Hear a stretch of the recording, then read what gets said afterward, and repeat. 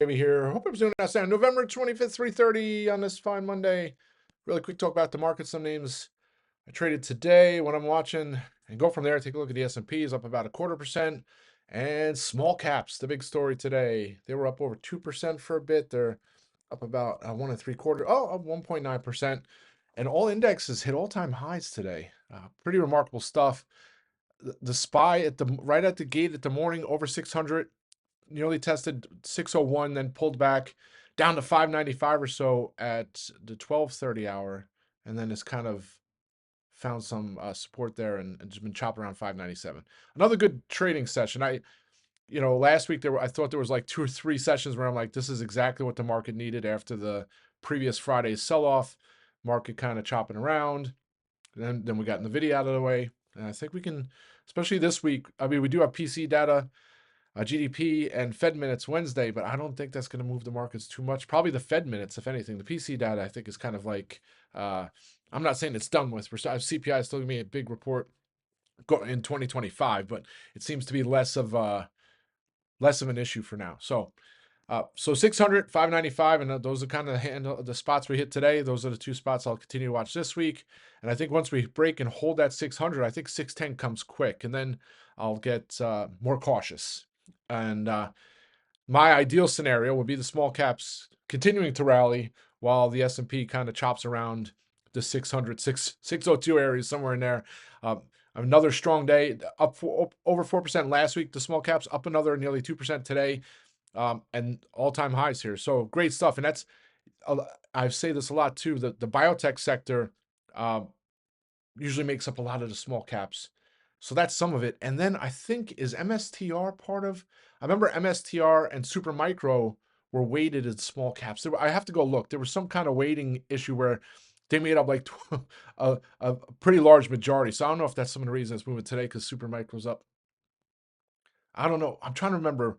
Maybe I'm getting the weightings wrong. Something used to be a big part, and they were still part. Anyway, all right. So love the small caps breaking out.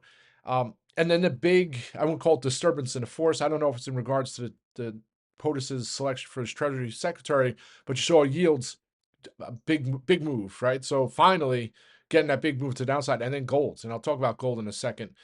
Monster move. I was saying it last week. I'm like, it's only a matter of time before you wake up one morning, it's going to be down 6-7%. It's down 3% today.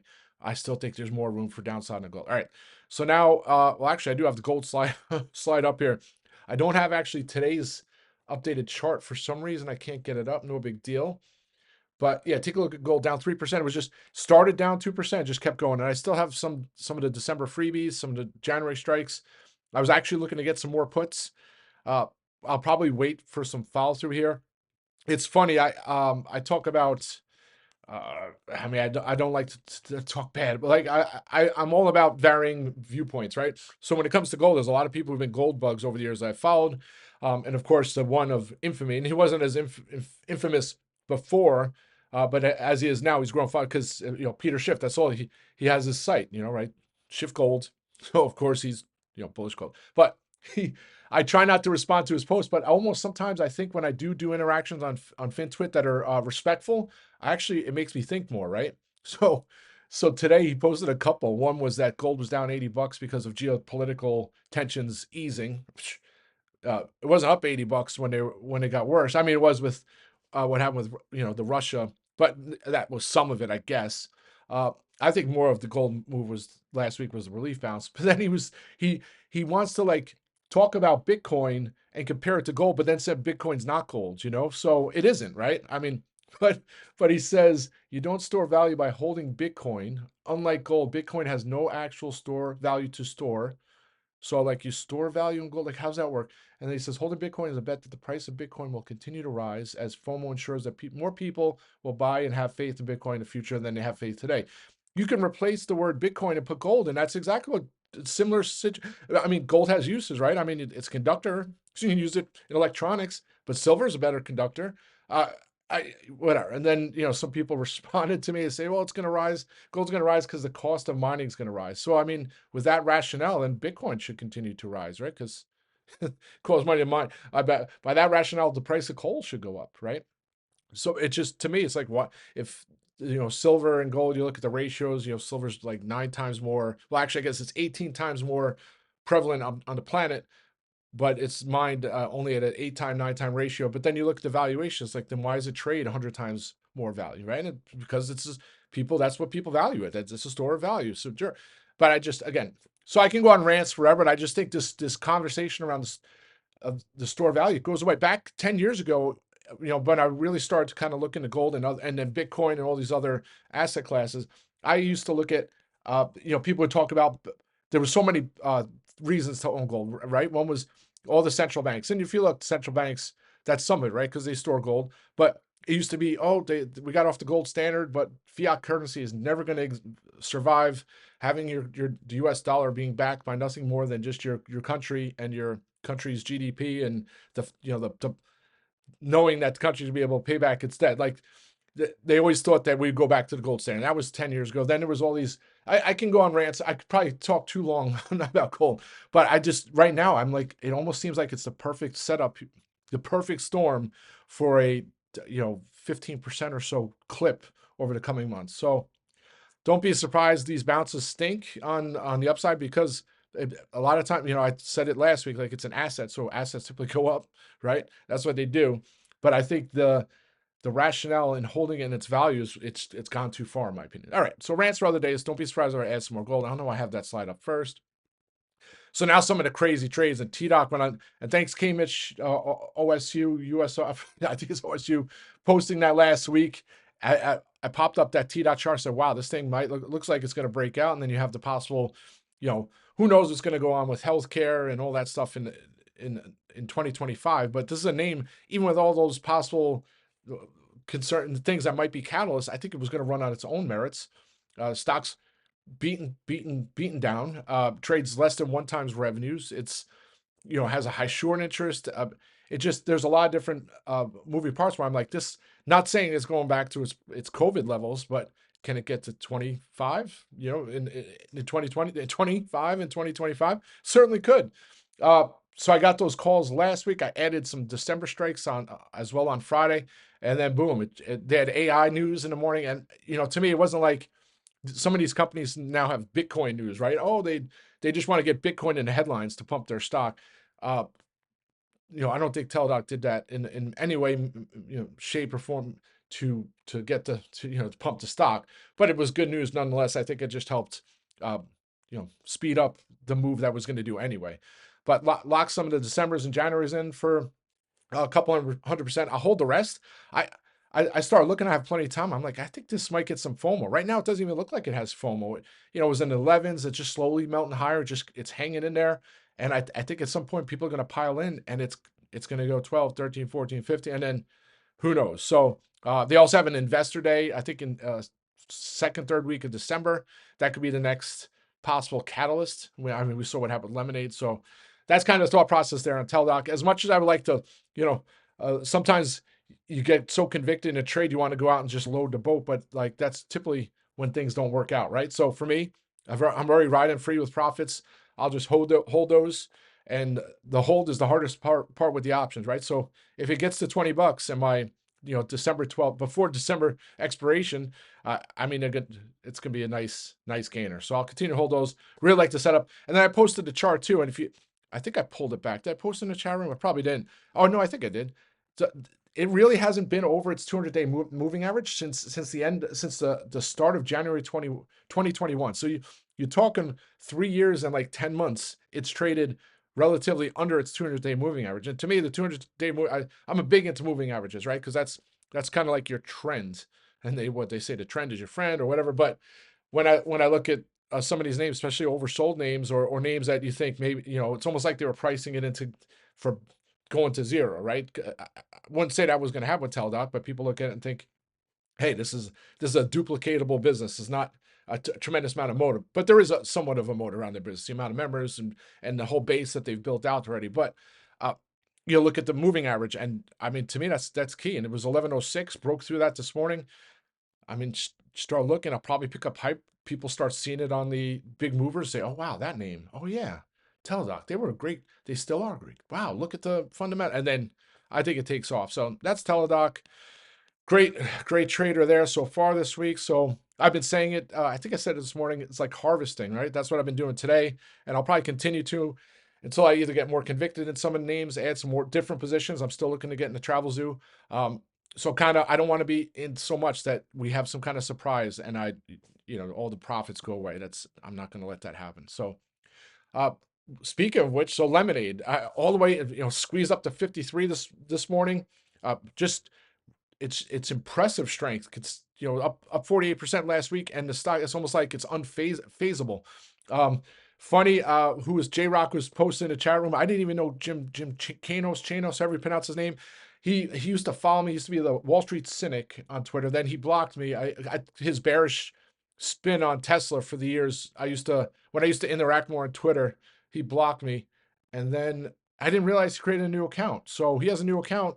And sure enough, November 22nd, he's coming out with the bearish tweets on Lemonade. And he had bearish spin on it. He's short Lemonade for years now.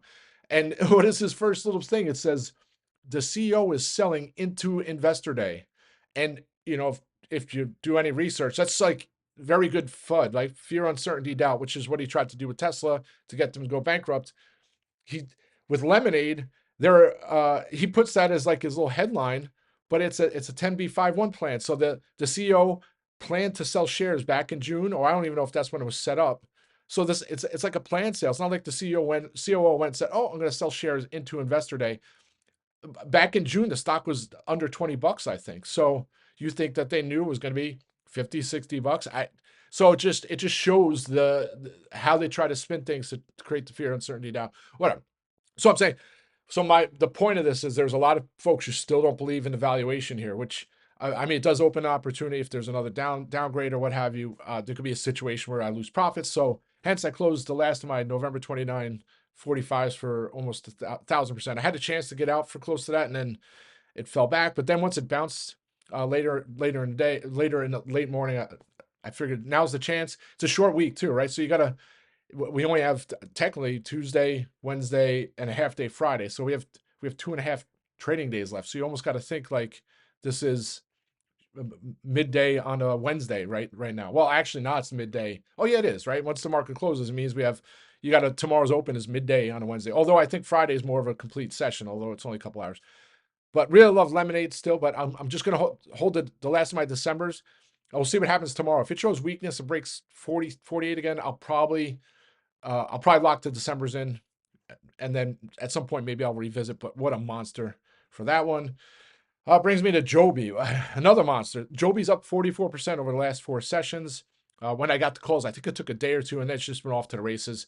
There's a lot of reasons I think it's going. And one, I think, is the regulatory environment. When you look at these names in the electric vehicle takeoff and landing space, and there's another one, Archer, that's on a tear as well. I mean, they got to go through all these loopholes with the FAA, right? Which is understandably so. There's safety not only in the sky, the passengers, safety of the people on the ground, and all that, the pilots.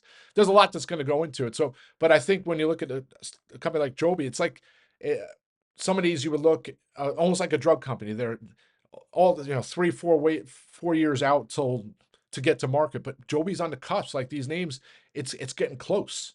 So, and then you look at its valuation, and yeah, I mean, it looks somewhat expensive, but you take a look like Uber, and if you looked at and I was doing this comparison last week, but you look at Uber back in the day, and like nobody thought it would be the monster company it is now. What was it, 80 billion? I have to go 86 billion. Well, I might as well just pull it up so I have it on the back of my head next time. But it's a huge company. It doesn't mean that that's where Joby's going, but Joby I think is 7 billion now. I mean, after its lease, when I first got the calls, maybe it was 6 billion. What is it now? Oh no, 6.5. And then you look at it, that Uber, and Uber, the difference is Uber doesn't manufacture the cars, right? But wow, I'm way off. Uber's a $160 billion company. So not doing apples to apples here, but if you think that if Joby's going to be at least have some success, it might be another 5 to 10 bags here from in the coming year or two. That just so maybe it's $60 stock in 2026. Or maybe 2027. Now, of course, then you have to price it if it doesn't succeed, but it has the backing, right? And it's funny, Today, it's Bazinga puts on their headlines, and a lot of times they have funny headlines because it says Joby gets Toyota's $500 million lift. This is why Joby's running today, but that's old news, right? So Toyota is going to put over a billion, or at least a billion so far, into Joby. They already have a partnership with Uber. They have a partnership with American Airlines. There's a lot of reasons to like this name. So uh, anyway, lock some more December strikes. No, which ones did I? I'm having why am I having farts today? Brain farts. Yeah, so I locked some more of the Januaries in for 400%, and then I actually added uh some higher strikes because I was looking later out and the Aprils were expensive on a risk reward basis, and I thought this looks like it's going to run. So if I get the Aprils, I'll probably only make 50% on the calls, and I'll have to be even more patient. Where I went and got the January 10s, and within a matter of 2 hours, I was able to get them out for a double. So actually, yeah, about 2 hours. So I'll continue to hold those two, and it's similar to what I'm doing with Teledoc. I'll probably just hold on with two hands. Although December, we'll see what happens to the end of the year. But I can see it trading over $10 before the year is out. So that's Joby. That's Teledoc. Yeah, and these are the levels. 962 is a gap. So I put that for back in the middle of 2023. It had a sell off, a down gap. So that I'm not saying that's what's going to get filled, but that will be the next target for Joby. All right, so that's Joby. What do I have here? Oh, well, first Unity Software too gapped up this morning. It was 24.50 for most of them for most of the pre-market, and it was going bonkers all the way up to 24.85. So I locked some more of my January strikes in, and I was going to look for later ones, but I'm like, let me just lock those in. So for nearly 300%, and then I just held on. So unfortunately, you has these volatile swings, especially when it rallies. So all the way up to 24.80 by 11 o'clock, and then it was down to 23.80 by 12 o'clock. So frustrating there, but I'll continue to hold my January 30s. I think it trades over $30, but I'm not. I'm like in a harvesting mood today. So I'll probably, maybe at some point I'll revisit to add some more strikes, but that's what I'll hold for now. That's Unity. And then last but not least is Intuit. And gosh, I used to, back in the day, and AutoZone's one of those names too, where I used to have such a bearish skew on them because you can like make a bear case for AutoZone, right? I used to always talk about AutoZone as, I mean, they're great, right? If you need a battery, windshield wipers, you're in a bind. But with the advent, and this is many years ago when I used to start my rants, is like with the advent of Amazon, and then with YouTube and all these folks, mechanics or whoever who do these videos, it's like you can be your own mechanic. You just don't have a lift at home, but you can get a hydraulic lift to lift a car. I mean, hopefully, you'd be safe and whatever. But and not only that, now you have electric vehicles, right? So well, there's different parts and different things, and most of those are not serviceable by like most things that might go wrong or the battery or whatever. So I always used to be able to make a bear case, and the same is like with Intuit. It's like Intuit used to back in the day, you'd go and get your, if you prepared it yourself, you didn't have an accountant, they would, or even if you did, you would go out and get your tax software and do your service. But Intuit is into other things too, right? Small business and stuff. It has QuickBooks, and I haven't really looked into it as much as I probably should, and I kind of missed the boat on the downturn here. But anyway, so the case, or the bear case, would be that with the revamp of the DOGE, right, the Department of Government Efficiency is going to try and streamline taxing, right? How we file our tax and all that stuff. And not only that, they already have free federal filing and things like that. But that kind of takes the wind out of the sails of Intuit, you would think. So I have to go take a look. I mean, some of this, it's already been priced in. It looks like there's a move there. But for me, I'm looking at the 50 and the 200-day moving average, right? So if you start looking at the chart, and I was looking at it before, I'm like, wow, if this breaks the 50, it might have another $100 to the downside. And you look, just in August, it tested and bounced it. Bounced it, excuse me. Sound like my little kids. It tested and bounced. Did it again at the end of September. I think that's earnings. Then it did it again. Well, it did it in October, but then it bounced back over, I think, on earnings again at the start of November.